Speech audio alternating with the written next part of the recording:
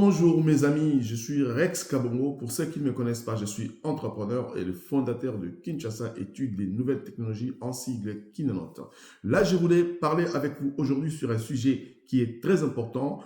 Lors de mon passage à Kinshasa, quelques temps passés, il y a eu des gens qui m'ont posé plusieurs questions. Devenir entrepreneur et faire de l'entrepreneuriat, c'était quoi la différence? Et même d'autres me posent la question telle que quelle différence y a-t-il entre un entrepreneur, un commerçant, un homme d'affaires ou une femme d'affaires ou une personne qui travaille dans une activité libérale dans un de statut économique mondial?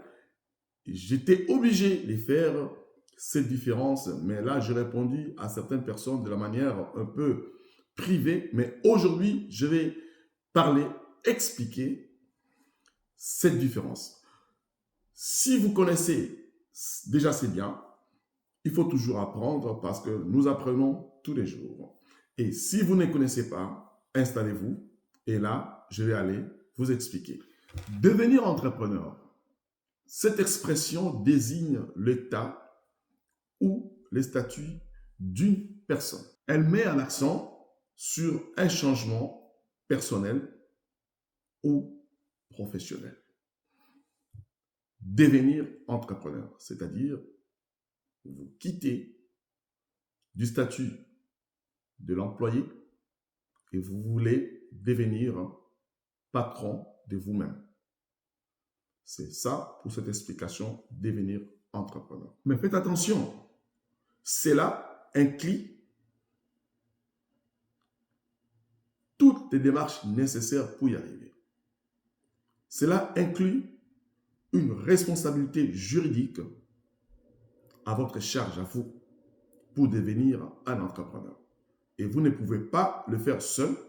Il faut le faire avec des professionnels dans les domaines comme la comptabilité, dans le domaine juridique et la gestion pour vous mettre, comme je le dis, dans le rail de devenir entrepreneur. Faire de l'entrepreneuriat, cette expression se concentre sur l'action ou l'activité liée à l'entrepreneur. Elle met l'accent sur le processus ou l'engagement actif de l'activité liée à l'entrepreneur. C'est un peu ça que je voulais vous expliquer entre devenir entrepreneur et faire de l'entrepreneuriat. En raison de compréhension, c'est presque la même chose. Quand on devient entrepreneur, donc il y a une activité qu'on doit devoir faire. Quand on fait de l'entrepreneuriat, il faut être lié de la manière, une action active de l'activité que vous faites. Maintenant, il faut maintenant comprendre deux choses. L'entrepreneuriat n'est pas donné à n'importe qui. Et pourtant, tout le monde peut être entrepreneur. C'est un peu une nuance que je fais là. L'entrepreneuriat est donné à ceux-là qui savent ce qu'ils font, à ceux-là qui ont du courage, à ceux-là qui ont un sens d'observation très profond. Et ce sont des qualités qu'un entrepreneur doit devoir développer. Pour ne pas aller sortir de notre sujet, je vais maintenant vous expliquer quels sont les différents statuts dans le monde économique existent et le pourquoi chez nous, en République démocratique du Congo, nous n'arrivons pas à comprendre tout simplement ce terme d'entrepreneuriat, de l'activité libérale, la différence entre un commerçant et un homme d'affaires. Le pourquoi. Tout vient tout simplement de l'éducation que nous avons reçue dans notre pays.